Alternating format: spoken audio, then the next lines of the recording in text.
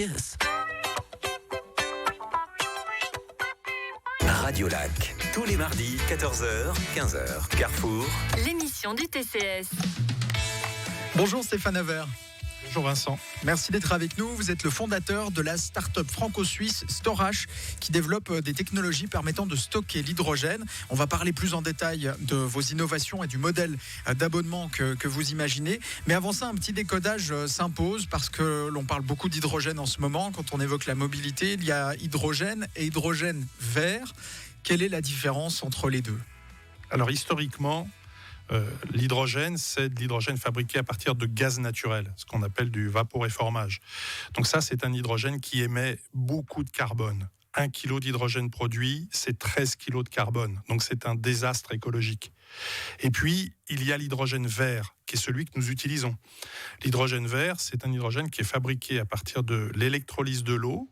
Donc on va séparer H2O pour ne récupérer que H2, c'est-à-dire l'hydrogène, et puis l'oxygène repart dans l'air.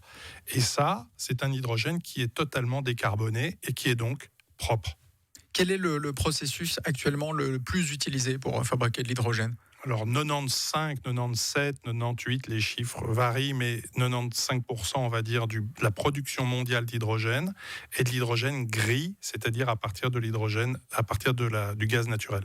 Et puis, aujourd'hui, tous les investissements mondiaux, c'est-à-dire des milliers de milliards de dollars qui sont investis dans la mise en place d'usines de production d'hydrogène vert, et tous les investissements sont dédiés exclusivement à l'hydrogène vert.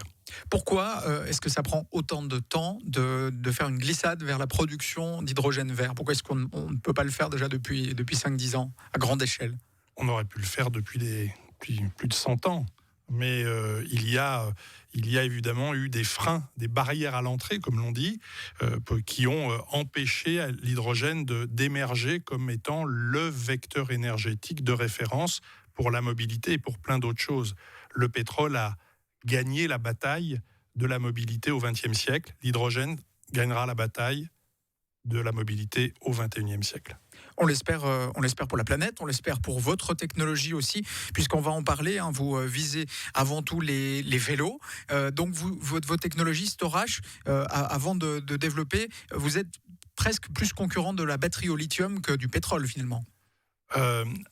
La batterie, c'est une technologie qui permet à tout un chacun de faire finalement sa pédagogie de la transition énergétique. Donc c'est utile. Nous avons besoin des batteries, mais on en connaît les limites. On en connaît les limites en termes de fourniture pour le marché, c'est-à-dire probablement pas au-delà de 20% du marché complet de la mobilité. L'hydrogène fera les 80% qui restent. La question, c'est à quelle vitesse ? Donc à quelle vitesse les moteurs thermiques, les moteurs à essence ou diesel vont disparaître et l'hydrogène va émerger. Donc le concurrent, c'est le moteur thermique. Dans une voiture, prenons une voiture à hydrogène, il y a quand même à l'intérieur une batterie. Alors, avec quoi est-elle faite cette batterie ? Du lithium ? Racontez-nous la différence entre une voiture électrique avec une batterie au lithium traditionnelle et l'hydrogène, qu'on comprenne bien. Une batterie, c'est un stockeur d'énergie. Une cartouche storage, c'est un stockeur d'énergie.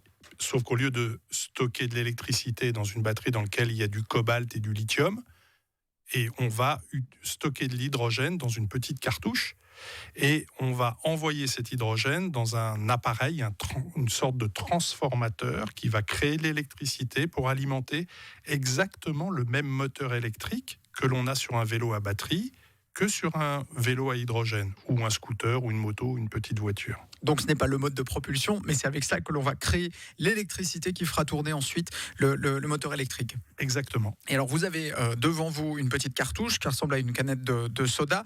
Vous allez nous expliquer à quoi elle sert, comment vous comptez développer cette technologie et en faire un standard mondial pour l'hydrogène. Vous restez avec nous, Stéphane Haver. On se retrouve dans quelques instants. Le temps d'écouter Adele et Easy on Me sur Radiolac. Radiolac, le meilleur de la musique avec Adele.